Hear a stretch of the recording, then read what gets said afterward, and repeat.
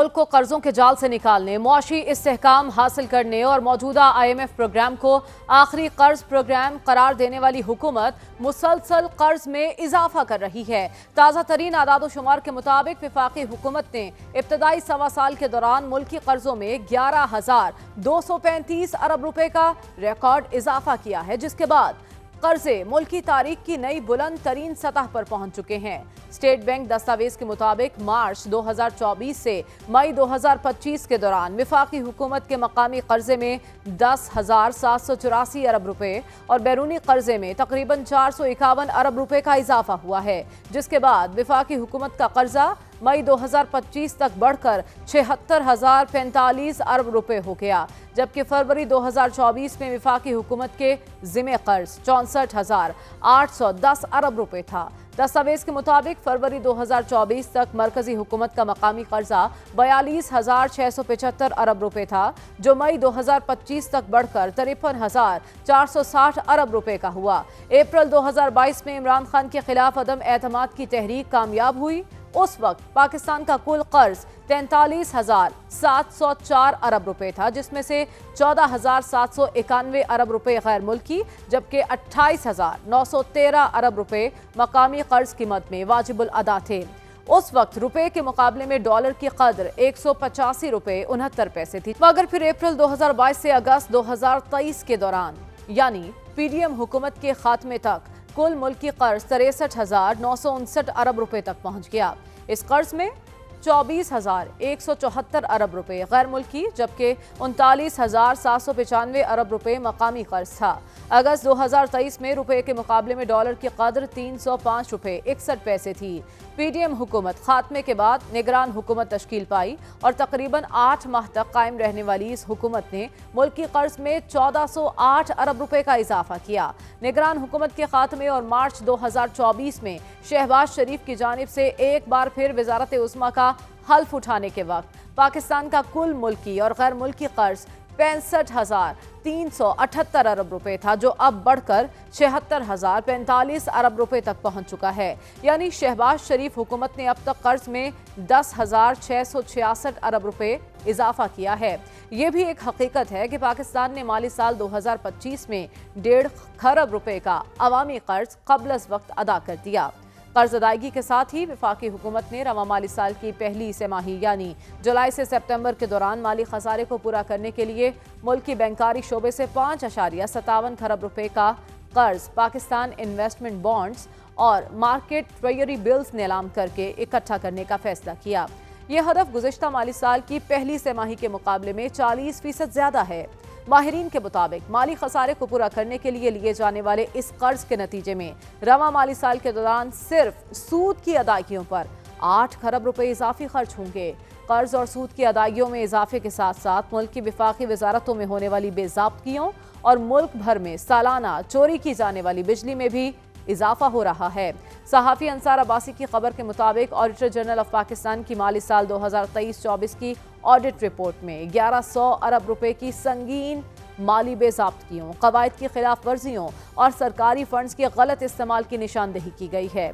1100 अरब रुपए से जायद की माली बेज़ाब्तियों, नुकसानात और दीगर मसाइल में सबसे संगीन मामला 35,90,000 टन गंदम की दरामद को करार दिया गया।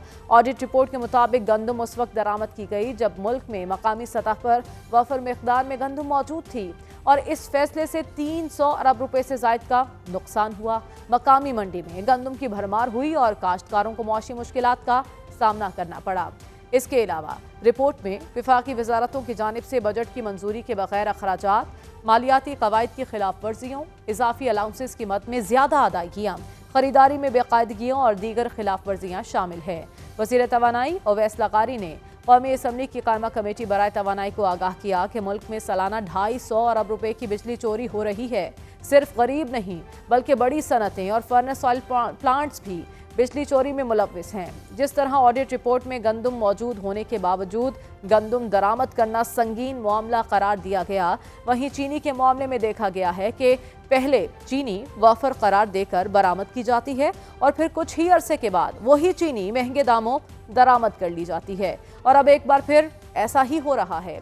मौजूदा हुकूमत ने पहले 7 लाख मैट्रिक टन चीनी बरामद की और अब जबकि चीनी की कीमत में इजाफा हो रहा है तो 5 लाख मैट्रिक टन चीनी दरामद करने का हतमी फैसला भी कर लिया गया और चीनी दरामद की मंजूरी विफाकी काबीना से हासिल कर ली गई है। यहाँ दिलचस्प बात यह है कि जब चीनी बरामद करने की इजाज़त दी गई थी उस वक्त कहा गया था कि चीनी की मकामी कीमतें 145 से 150 रुपए फी किलो के दरमियान रहेंगी। उस वक्त मुल्क में चीनी की ज्यादा से ज्यादा कीमत 196 रुपए जबकि औसत कीमत 184 रुपए 92 पैसे फी किलो हो गई। गुज़िश्ता 11 दिनों में चीनी की कीमत में 10 रुपए फी किलो इजाफा हुआ और जैसे ही हुकूमत 5 लाख टन चीनी दरामद कर लेगी तो फी किलो चीनी की कीमत 250 रुपए तक पहुंच जाने का खदशा जाहिर किया जा रहा है।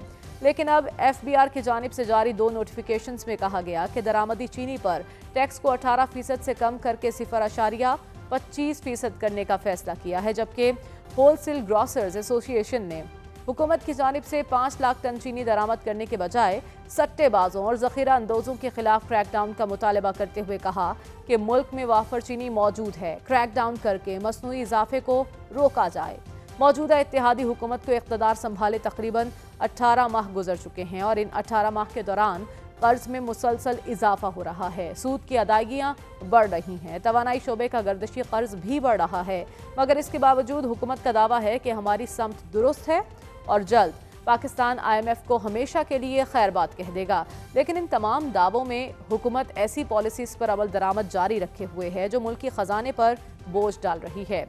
हुकूमत ने 2 दिन कबल सीनियर ब्यूरोक्रेट्स पर आयद एक अहम पाबंदी को हटा लिया। वजारत खजाना से जारी एक एलामिया के मुताबिक हुकूमत ने 10 जुलाई 2014 को जारी होने वाला वो हुक्मनामा जिसमें कॉरपोरेट इदारों के बोर्ड इजलासों से हासिल होने वाली आमदनी को सालाना 10 लाख रुपए तक महदूद किया था, उसे इब्तदाई तौर पर वापस ले लिया गया है। यानी यूं समझा जाए कि वो नोटिफिकेशन कभी जारी ही नहीं हुआ। सादा अल्फाज में वो हुकूमत जो किफ़ायतशारी पर आवाम को बड़े बड़े भाषण दे रही थी, अब वो अपने ही इस अमल से किफ़ायतशारी के उन तमाम इक़दामात को रौंद रही है जिन पर अमल दरामद के लिए मुतादिर एलामिये जारी किए जा चुके हैं। हुकूमत एक जानिब राइट साइजिंग कर रही है तो दूसरी ही जानिब सालाना बोर्ड फीस और दीगर अखराजात से मुतालिक नोटिफिकेशन वापस भी ले रही है। इसी मामले पर बात करने के लिए हमारे साथ माहिर मौशत डॉक्टर खाकान नजीब मौजूद हैं। बहुत शुक्रिया सर आपके वक्त का। सबसे पहले तो मैं आपसे जानना चाहती हूँ कि हुकूमत के दावे अपनी जगह के मईशत दुरुस्त समत में जा रही है और ये ख्वाहिश कि IMF को बहुत जल्द खैरबाद कह दिया जाएगा, लेकिन जो रिपोर्ट आपके सामने मैंने रखी कि सबसे ज़्यादा कर्ज लिया गया इस हुकूमत की जानिब से, क्या ये तजाद आपको दिखाई नहीं दे रहा इसमें? तो मैंने आपका पूरा इंट्रोडक्शन जो है बहुत गौर से सुना है। इसको अगर हम लोगों के लिए आसान लफ्ज़ों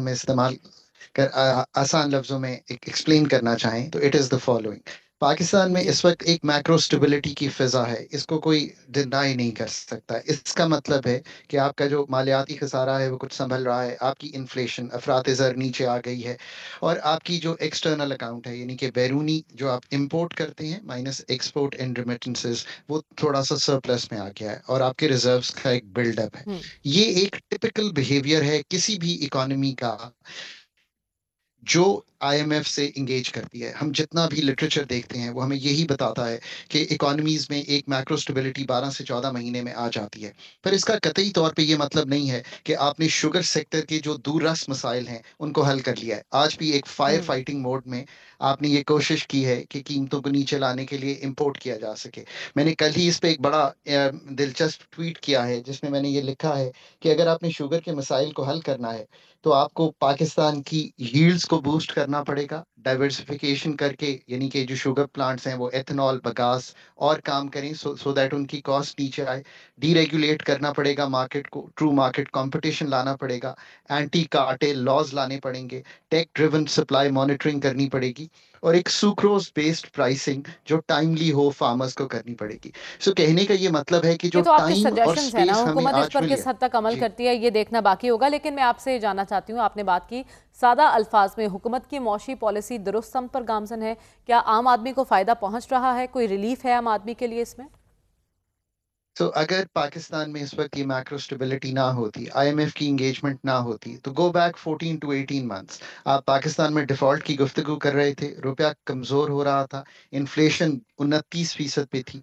आज ये सिनारियो बिल्कुल बदल गया है, इसमें कोई शक नहीं है। पर इसका ये मतलब नहीं है कि हमने शुगर के मसाइल या अपनी डेट स्ट्रक्चरिंग के मसाइल या एनर्जी सेक्टर के मसाइल या मुल्क को डीरेगुलेट या प्राइवेटाइज करने के मसाइल या हमने आपने जैसे कहा एक्सपेंडिचर मैनेजमेंट के मसाइल, अपनी टैक्सेशन को ब्रॉड बेस करने के मसाइल या एक ग्रोथ फ्रेमवर्क लाने के मसाइल हल कर लिए हैं। ये मैक्रो स्टेबिलिटी 24 बार आईएमएफ की एंगेजमेंट के बाद हर उस दफा आती है जब आप आईएमएफ से एंगेज करते हैं। मैं ये भी समझाता हूं कि पाकिस्तान ने आईएमएफ के 24 प्रोग्राम एंटर किए हैं, पर उनमें से एक प्रोग्राम जो कि 13-16 का था वो कंप्लीट किया है, बाकी वो भी अधूरे छोड़ दिए। सो रिफॉर्म में जब हम कोशिश करते हैं डेप्थ और क्वालिटी लाने की, Pakistan finds it hard to do. बहुत शुक्रिया, माहिर मौशद हमारे साथ मौजूद थे। इसके साथ ही प्रोग्राम का वक्त खत्म हुआ चाहता है, हमें इजाजत दीजिए। अल्लाह हाफिज।